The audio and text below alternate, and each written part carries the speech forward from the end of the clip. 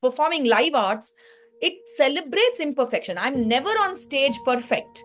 I'm imperfect all the time. It is my imperfection that allows you a moment of respite, joy, right? Of happiness, of togetherness. So I think we will come back in 20 years desperate for the arts because it celebrates imperfection, it celebrates human experience. So what to say is a great and how to say it is a great way to learn through the arts, but what not to say is also a responsibility. We tend to show people as good and bad, ugly and beautiful, the black and white of things. And so when I say empathy and responsibility, what I really mean is that the arts provides that space to keep complexity, to allow people to have multiple shades. And that's what humans are about. We all have multiple shades. We are connected to everybody 24/7. We are feeling increasingly more lonely. So this question of what can the arts do in a scenario like that is it gives you a certain sense of perspective of where you are in the larger universe, but also gives you a certain sense of what it is to build a world that really revolves around you.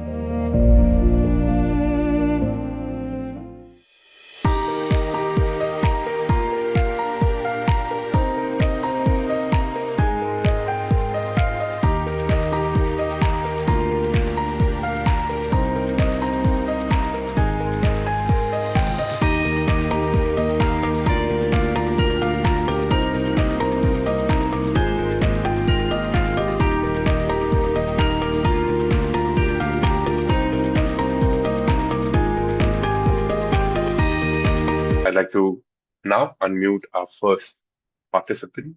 I think it's Mr. Swapnini Prasad. Kindly unmute yourself. Very good morning. It was really enjoyed listening to Dr. Ganesh ji. Could you just explain once again the point on, I think, the responsibility in expression, if I'm right, you mentioned. Just I'd like you to explain that a bit. The second thing is, I would like you to tell me what you think about the status of performing arts in our country. See, my understanding is that the classical dances like Bharatanatyam, Kuchipudi, and Kathak probably are getting good patronage and encouragement from the government as well. But if you look at many other performing arts, like Sangeet Natak Academy has mentioned that about at least 100 art forms are endangered. They're in need of patronage. And I am concerned about, like many, about the livelihood of these dance forms, which are losing the kind of encouragement. Just like we have these film festivals, why can't we have international dance festival where you showcase not only the very popular dance forms which are getting comparatively good patronage, like I already mentioned, Bharatanatyam and Kathakali and Kuchipudi. Why not also showcase these other dance forms also, which are getting less patronage, where the livelihood becomes a matter of concern, and we need to safeguard and sustain all those wonderful traditions and heritage. Thank you. I think I briefly touched upon it.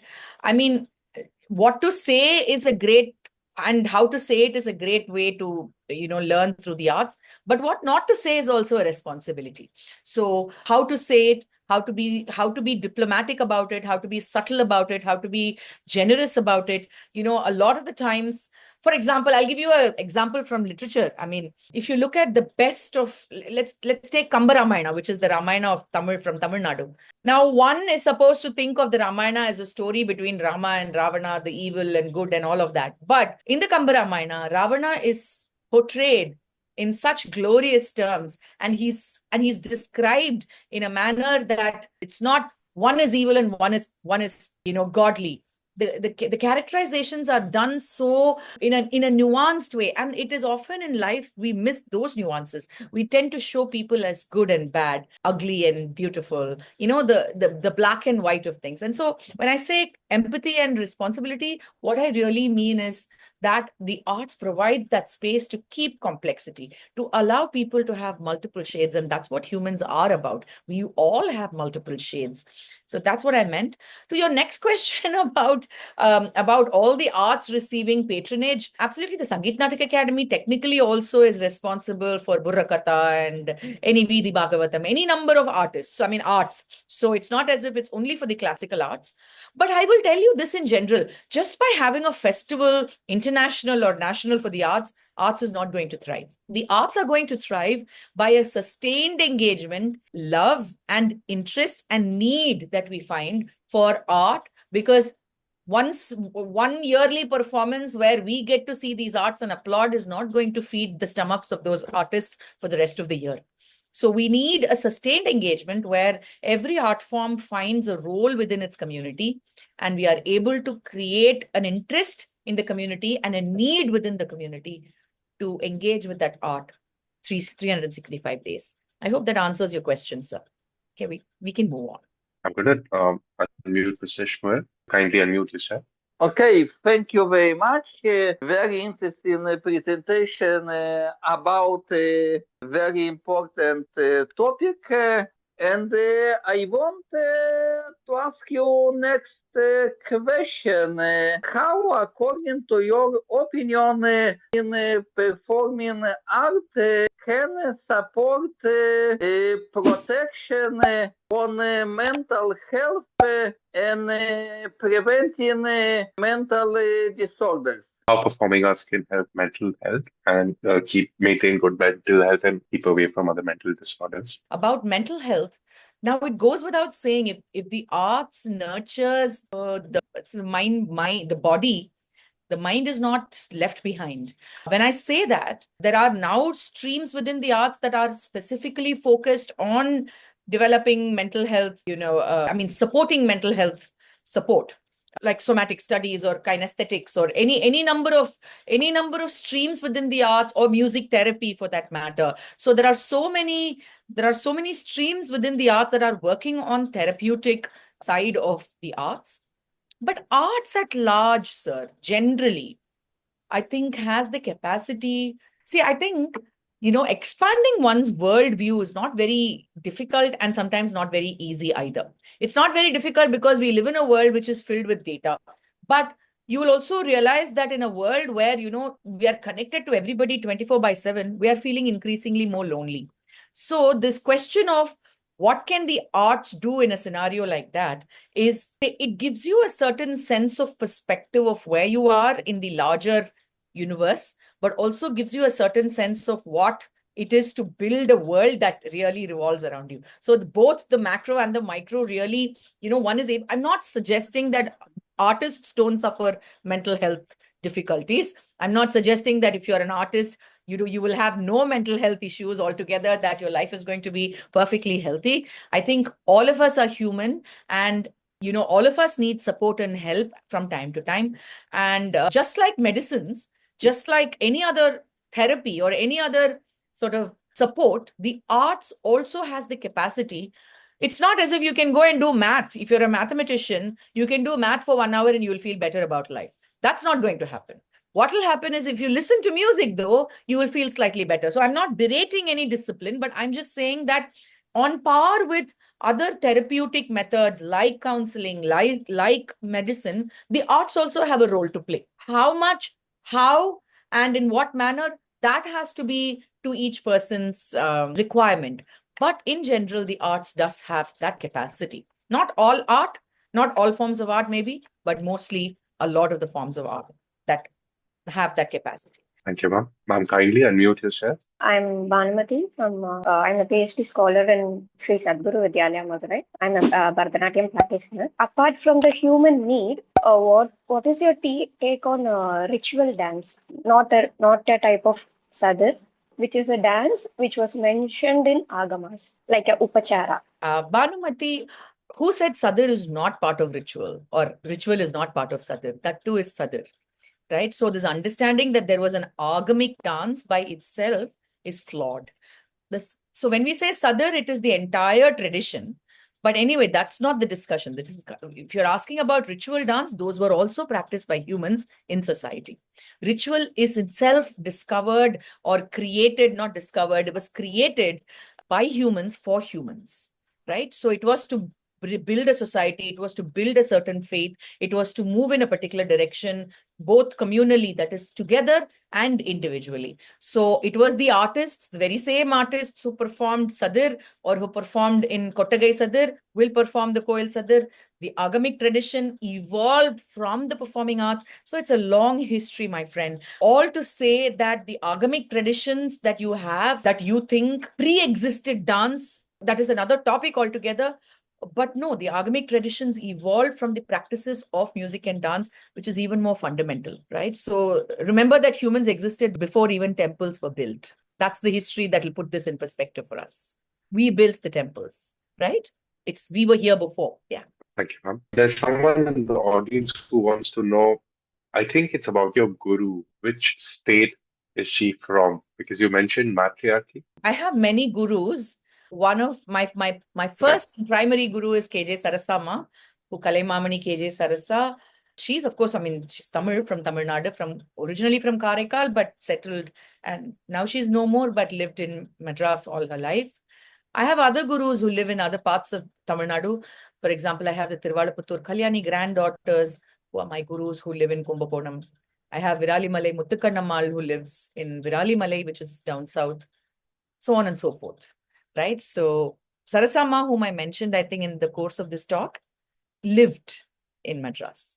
There's a question from Ms. Srini in the chat box. Why performing arts is seen as a hobby? That's a good question. There are many reasons why. One of it being that I think in the turn of the colonial era, right after the British left, one of the critical things that India was doing was to build itself, or even while the British were here, I think they instilled in us this idea that anything that came formally through the English language education was in fact considered more superior, more rigorous, more discipline oriented, etc.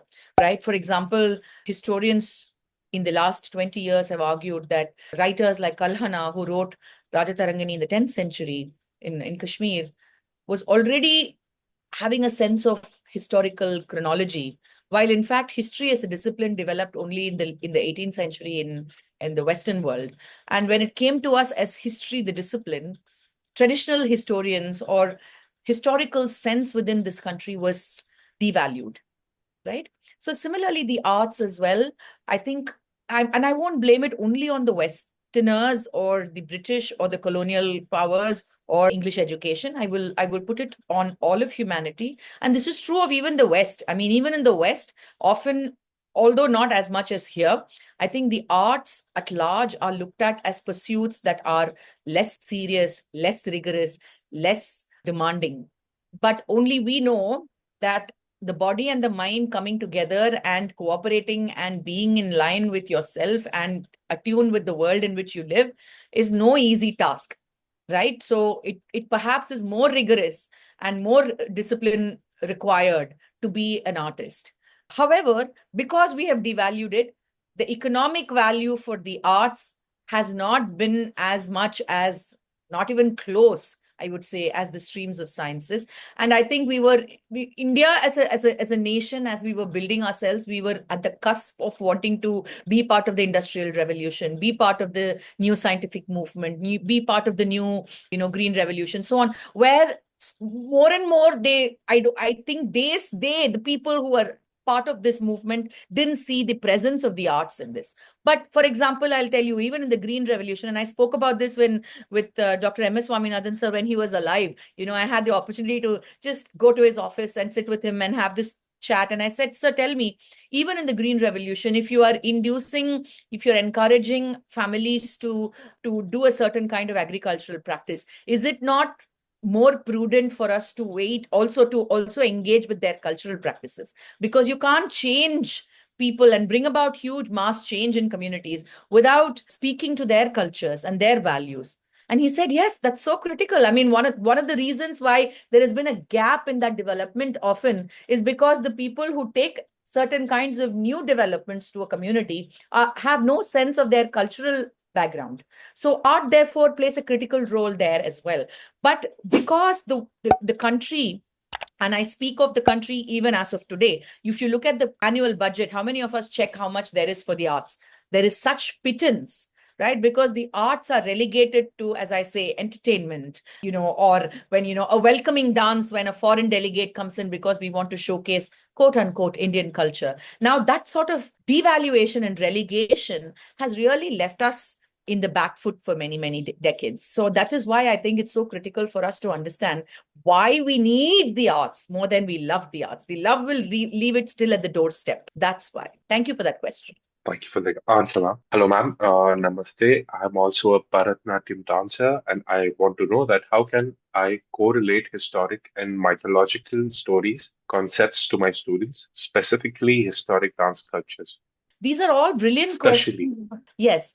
I think you can't have a linear relation to, I mean, you can't create one linear history for anything. And I think, again, as I said, the art allows you to thrive in complexity. So you don't need to give them a beginning, a middle, and an end to every story, right? So the way to, I think, for us also, not just to teach, but even to learn anything is to keep an open mind and to realize that there are not answers to everything yet. One can keep looking, and that pursuit of looking for answers is by itself a lifetime's work for most people. So the arts, in an arts classroom, I would suggest that you engage with history, with mythology, with ritual, whatever it is that you're engaging with, in a non-linear fashion, without having to give it a Vedic or an agamic or a lineage that we are unsure of, but make it about the experience. Keep it in the present. Talk about what that experience is doing to them vis-a-vis their own life, their own society.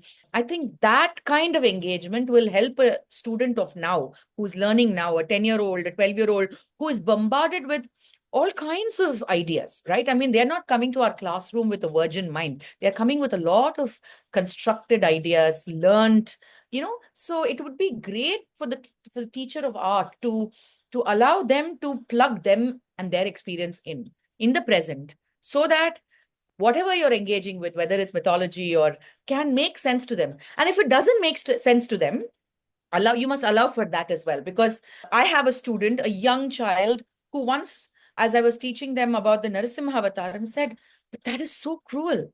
Why? But killing in that gruesome manner. And the child started crying. So it was a very visceral response of a 10-year-old, which I had no control over. The child had not yet been inducted into, this is bhakti, this is God, this is Vishnu. The child was responding to the violence in a very visceral way. So it's important for an art classroom to allow for that emotion to thrive, to travel, to transcend and move, but all in time, if they do. So that's my answer to that. Thank you so much. I'd like to request Ms. Jagnaseni Yogi to kindly unmute yourself.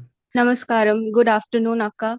The previous year, I was really lucky to witness one of your performances when stories take form in Kolkata, GD Birla Shabhagor.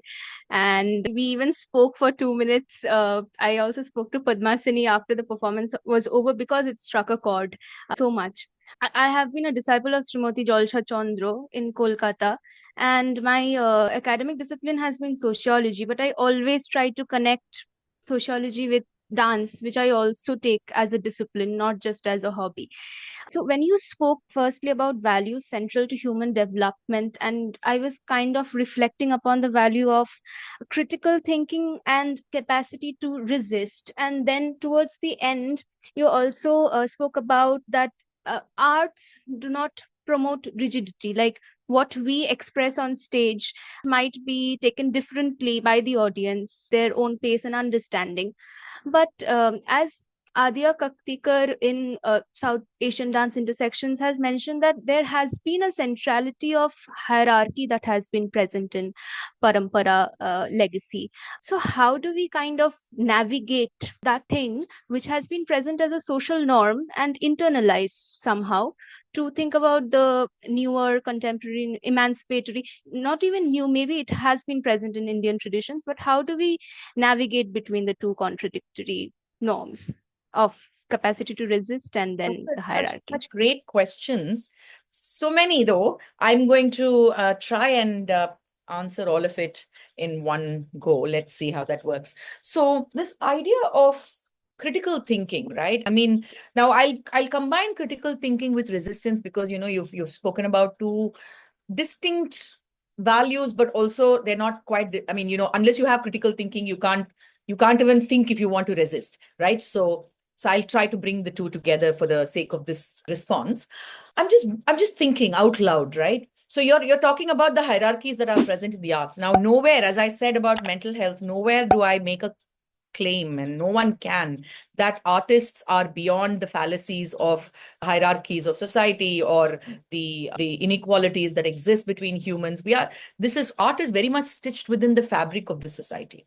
So it contains all the vials of the society as much as the society. It in fact reflects and I think mirrors a lot of it in its work. So there is no question of all art and all of everything being filled with ideas of resistance and critical thinking. But that said, the quality of art, what can art and the pursuit of art actually do to human and human development, that's very foundational. That is beyond what art has become, right? That is very foundational. And at that foundational level, engagement with the art. Now, you may ask me, but what sort of art? That's a great question, right? And any form of art, let's say even the most divisive art, let's just take that as an example, has the capacity to allow you to critically think, right? You have to think. Now, if I don't think, now there's brilliant art that is fed to us without that critical thinking. People say, don't ask me questions. As I teach, learn as I teach. Right? That's how traditional arts are sometimes passed on. Now, that kind of rigidity is no help, even if the art is a really good art form, right? So critical thinking ultimately comes down to the people who are transmitting it, gurus, right? Like my guru, Sarasama, would always allow us the space, despite the fact that she did not have formal education, she allowed us the space to think, move, and experience and bring back newer experiences from the real world into the classroom, right? We would communicate through the medium of jokes. Her USP was humor, right? She was extremely humorous. And today, when I reflect back, I realize that she brought every difficult issue and every nuanced teaching through the art of humor, very subtly, because we were young. And, she would just crack a joke and we would have understood a whole bunch of things within that joke. Even today, we remember the jokes because they are funny and, it's become a collective, sort of memory. But within that are lessons, right? So to go back to the idea of resistance, art is not beyond hierarchies. Art is not beyond. So I'm not suggesting that it's pure, right? In fact, I refuse and reject that kind of notion that just because you practice an art form, it's pure. There's nothing in this world is pure, and that nothing in this world is that imperfect either. That said, even in the hierarchically set up art form, Yajñaseni, there is a capacity, like for example, I'll give you an example, right? My guru taught me a song where the song is about a young woman who is enticing a young man and taking all his money away. Now, when a woman performs it, now it looks like agency has been taken away from her, and that she's built within this hierarchy of patriarchy, etc. Right? But then the way she would perform it, the way she would continue to perform it, is in a manner asking a question through her performance. Is this the only kind of transaction? Is not marriage a transaction? Are you not sitting down as families and asking, so what's the boy making? Where does he work? If that is transactional and if that's okay for you, oh society, why don't you also look at this as another? So she very subtly but very intelligently would question the hypocrisies of this society. To that extent, there is that resistance. So I mean, where else will you get the opportunity to critically think and ask intelligent questions like this to the world, even as they are sitting and smiling and they've bought a ticket to your show, right? And that's diplomacy. That's what the arts can do. If you ask this in plain sight in an essay on the newspaper, people won't read it. People will avoid and move on because it's too uncomfortable to answer such a question. But in an auditorium, in a performance, everybody engages in a non-conflicted way. Thank you so much for answering the question. Namaskara, ma'am. If dance or performing arts is a need to learn of life, so what about them who think that dance is not good for our society, especially for boys, how to change their mindset. Good question. We have to change it only through the arts. True. Yeah, this is like Brecht's question, right? Will there be music during the dark times? Yes, about the dark times. So About the what type do of you do? What do you do to how do you shift mindsets about the prejudice against arts? Make more art, right? So the more we engage with it, the more they see that our lives are more vitalized, they would understand what's missing from theirs, right? And I think this whole idea that boys can't perform, etc. I think the more we encourage the men in our lives to be an artist, to want to engage with the arts, I think you don't have to go out to the world, but I think the change starts from the home. So if you have a son, let's say, and if you've taught your son an art form that is quote unquote prohibited or seen as prohibited for the boys, then I think you have done your part, and that will have a ripple effect.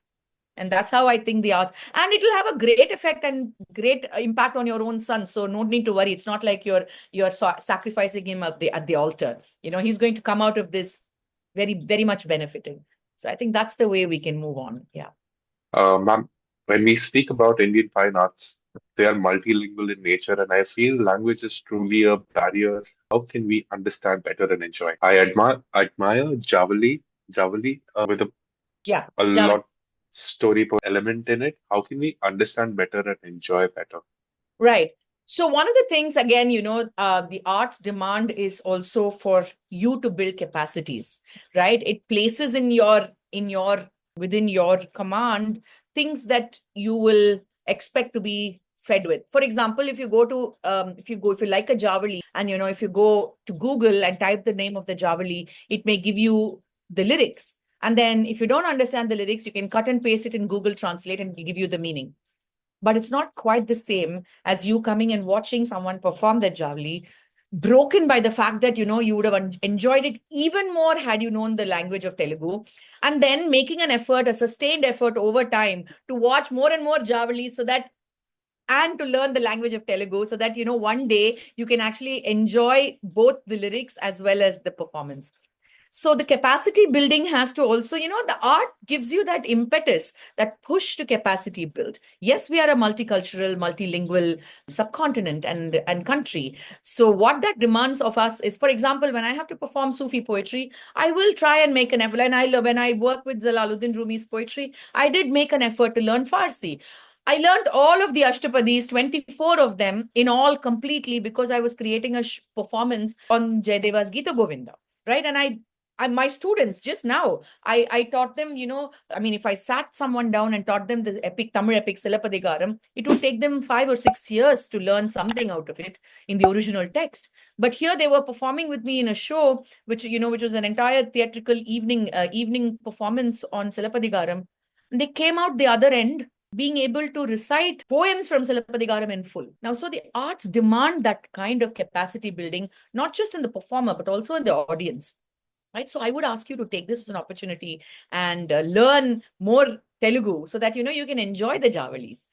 And and how do you learn more Telugu? You don't have to go not necessarily join a Telugu class, but you can actually engage with more Javalis. The more Javalis, if you hear, instead of 5 Javalis, if you hear 5,000 Javalis, you would already be familiar with the language and that poetic usage. So it's a great way to capacity build. Moving on to the next question. Thank you so much. I'm curious about your perspective since art originally emerged as a way for humans to communicate, process emotions, and make sense of the world. Do you feel performances today still serve a similar purpose for people? It does. It does, because humans are still humans, aren't we? I mean, we are more evolved social beings, but fundamentally, we're all still human. So I do believe that art still is meant as a way. I mean, often we think of it only as a communication, right? Which sometimes is a limiting way to understand art, but it certainly is a communication. Like I take a photograph, I share it, I'm saying something, right? I'm saying something that the photograph is saying, but I'm also saying something that the photograph is not saying, right? So there is a whole channel of communication that's opened up the minute I share a piece of art. So art is communication. It does process emotions. I mean, still foundationally, humans are made up of emotions. We are feeling something or the other all the time.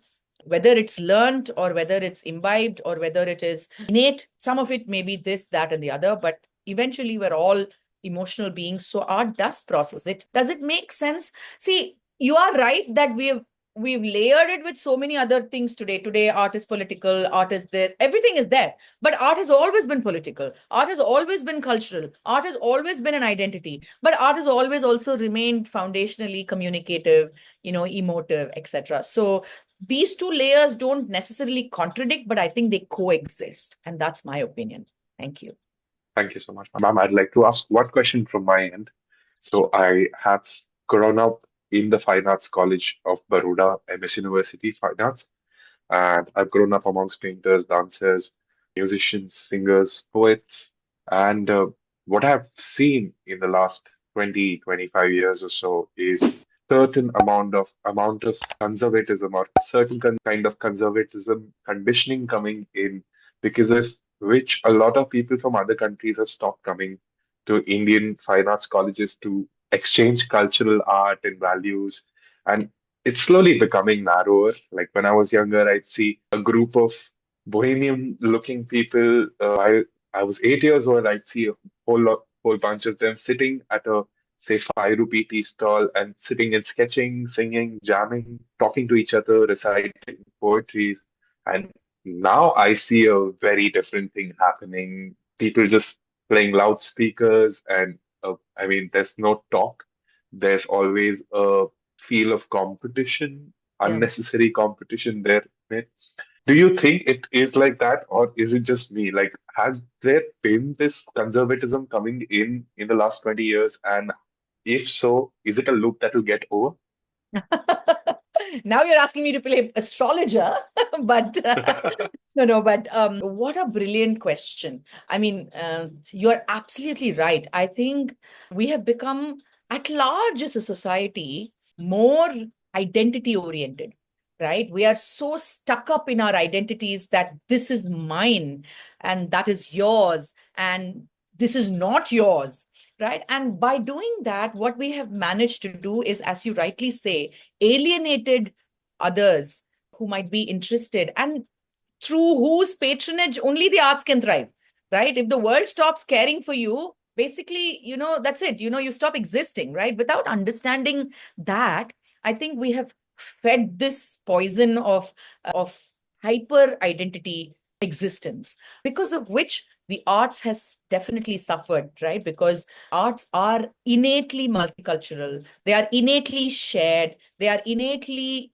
universal in the way one can engage with it. So there are two very interesting words that we use in understanding art history. One is custodianship, the other is stakeholdership, right? The custodianship is where I am a custodian. I mean, some art forms may belong to certain regions, may belong to certain communities, may belong to or may be preserved by certain artists or artist families or artist groups or traditional hereditary artists, but they usually carry it very lightly on their shoulders, as if they are carrying it as a responsibility to pass it on, right? So that custodianship really allows you to not feel a sense of ownership. It's only custody, right?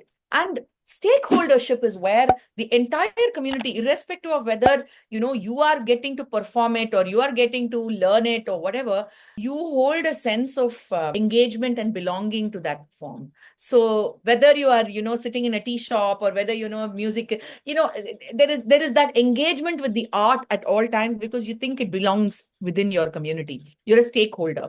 Now we've taken both these and we've conflated them into a certain ownership and identity, and so we believe that this is whatever Marathi art, this is Tamil art, so on, right? So this hyper identity, and language is only one kind of identification. Region, there are all kinds of identifications. Politics has not left us without our differences, and so we have only learned to nurture those differences, because of which the art greatly suffers. Now, can it have a reversal?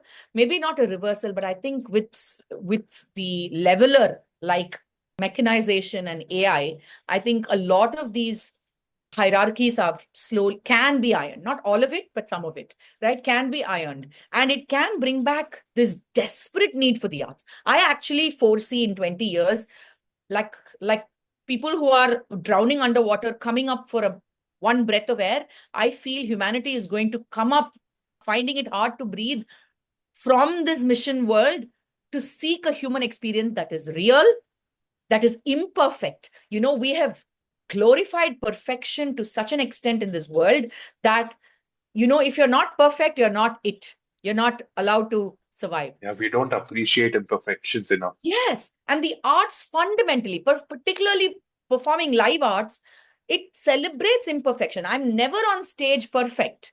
I'm imperfect all the time. It is my imperfection that allows you a moment of respite, joy, right? Of happiness, of togetherness. So I think we will come back in 20 years desperate for the arts, because it celebrates imperfection, it celebrates human experience. So I think that will happen. When that happens, perhaps what you're asking will naturally be a side effect. But yes, I agree with you completely. Thank you so much, ma'am. Okay, there's one more last question in the chat box. May I ask, do you think art helps audiences more in escaping from reality or in understanding and connecting more deeply with it? Both. Both. It True. keeps you in the real and takes you to the surreal. And it is that which makes it so elevating, right? Because you can keep a foot in the real world, and you will keep a foot in the real world, even as you know that you can sort of, we use a very nice term in the creation of Abhinaya. It's called sanchari. So sanchari literally means to traverse. So you can traverse all the surreal worlds and create an alter world, which is maybe slightly more idealistic, maybe slightly better, or slightly more evil and more sinister, whatever it is that your mind takes you through. But you will keep a foot in the real world as well, because that's how the arts engages with the body and mind. I'd like to add to that. I think somewhere so art, a lot of people use certain forms of art to condition the next generations and the future. And then when you get deeper and deeper into art itself, you break out of all the conditionings and you end up learning more about like the primitive human being, Yes. also somewhere like what a man could be.